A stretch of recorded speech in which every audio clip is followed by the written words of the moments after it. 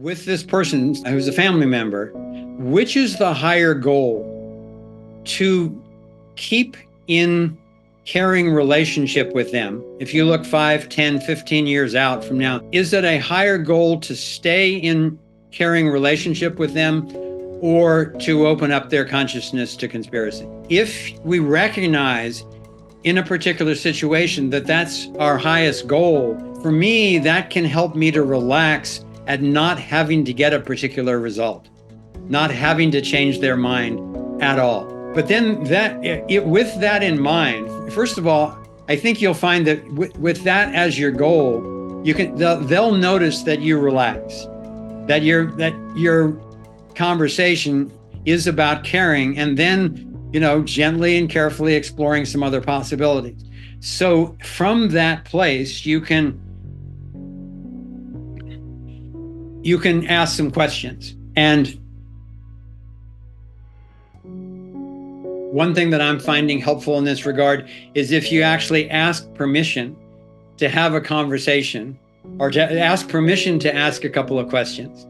Say, you probably know that I'm really interested in a lot about what's really going on in the world. It matters to me a lot. I have major concerns, and I would love to be able to talk about that with you and with others.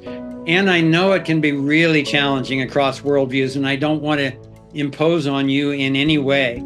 So can we have the beginning of a conversation about having the conversation rather than actually having the conversation? I have found this has worked for me several times, really importantly, with some people where it hadn't worked in years. If they have assurance that you're not going to try to cram a bunch of information down their throats, then they can sense that you're on their team. So that you're actually on their team going for important truths.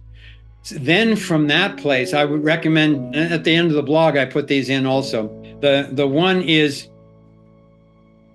what are your major sources of information? Because that again, it creates a common bond where you're not invalidating their sources of information.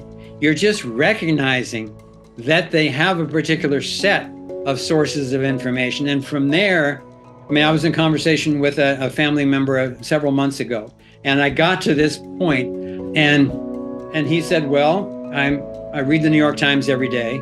And when I turn on the TV, it's CNN or MSNBC. Sometimes I'll go to the Washington Post or something like that. And I acknowledged, I said, I really appreciate that you're after news, that you care enough to be after news. And clearly these are sources that you have confidence in. And he said, yeah, that's right. So then my next question was, I said, given that all of those sources in my experience have a similar worldview, can you recognize that there may be sources that have worldviews that are outside of that particular bubble that you're not getting any access to? And that's been a breakthrough point in a number of conversations where people, because again, we're just talking about facts. We're talking about their experience of how they get their news. And so in most cases, as a person has said, yeah, I recognize it.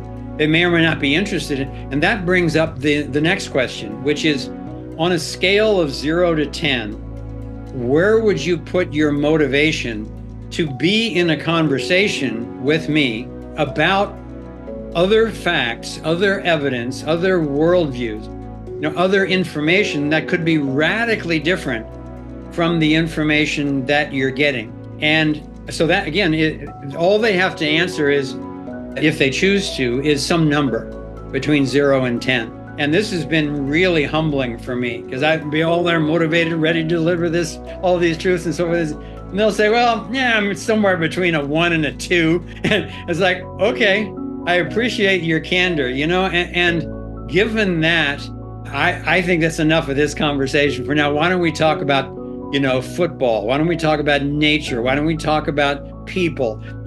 Some other more comfortable conversation. And if for any reason you find yourself getting curious, if you find yourself getting up to a 5 or a 6 or even a 7, let me know. I'd be happy to sit down with you and again have a careful, gradual conversation with you. And that has kept me out of a bunch of hot water that I used to get in all the time.